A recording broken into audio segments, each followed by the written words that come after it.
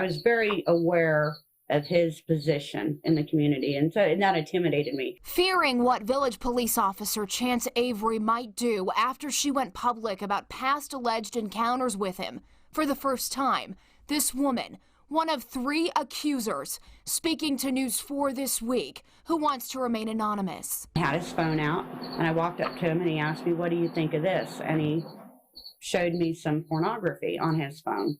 It allegedly happened in 2013, when Avery was a deputy with the Custer County Sheriff's Office.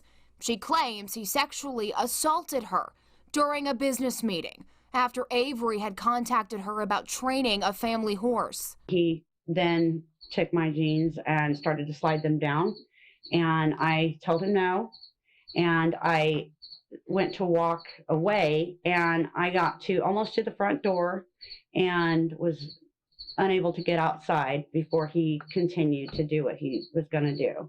She says he then allegedly sodomized her. The woman claims she reported it to the Custer County Sheriff's Office, and it was shrugged off. And we checked with the department on Tuesday, and Sheriff Kenneth Tidwell, who was the undersheriff at the time, told us he couldn't find any report in the system or recall hearing about the allegation. I wish I had said something. Another alleged victim, also too frightened to reveal her identity to the public, claiming Avery sexually harassed her, also in 2013, after he responded to her home following a domestic dispute and arrested her ex-boyfriend. He asked for my personal number and asked if he could call me from his phone, and I was like, yeah, that's fine, because I didn't really think that a cop was going to abuse his power. He ended up harassing me. Basically, he started asking me for nude photos. She says the harassing messages continued for some time, but she was too scared to report it. On Wednesday, a third accuser contacting News 4 with an allegation from back in 2010. She says she met Avery in a social setting, and when they ended up alone, he started to get handsy with me. He actually kissed me, and I was like, no. And then he pinned me with his throat, with his hand around my throat, and tried to get forceful. He put his hand around my throat, and he pushed me up against the wall, and so I'm facing the wall with him choking me, and then I kicked him in the. She as well telling News 4 she feared what would happen if she reported Avery. All 3 now wanting to come forward after this body camera video was released to News 4 last week from an officer-involved shooting in the village back in July involving Avery. Set it down.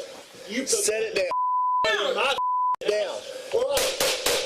Oklahoma County District Attorney David Prater ultimately filing first-degree manslaughter charges against Avery. As of right now, I've spoken to 4 different women who have gone on record with us in regards to the experiences they've had. Local victims advocate Sarah Banna is talking with the women, those 3, and a 4th making similar allegations, and is working with attorneys on a possible lawsuit. I believe these women. I applaud them for their courage. I understand that many of them had come forth prior. I even spoke to one victim who had attempted to share her experience of Chance's criminal conduct, even with the sheriff's department, and at some point even with the DA's office. She was unheard. In a lengthy statement sent to News 4, Avery's attorney Gary James said in part, Chance Avery denies any of the allegations you have related to me. This includes sexual assault or harassment. I do not believe this is responsible journalism. If these individuals will not provide their names, what consequences do they have for giving untruthful statements?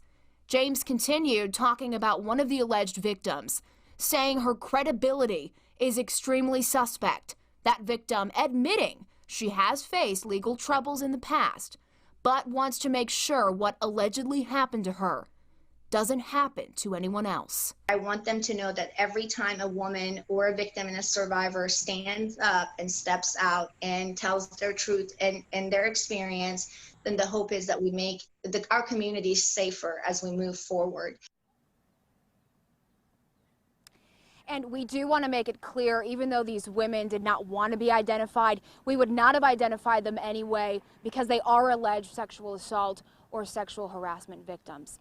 Now, Avery was also involved in a deadly officer-involved shooting back in 2014 over in Custer County. He was cleared by the DA in that case, and James believes he should be cleared in this case here in the Village as well because of the way the man in that video you just saw, Christopher Poor, was gripping the bat in his hand.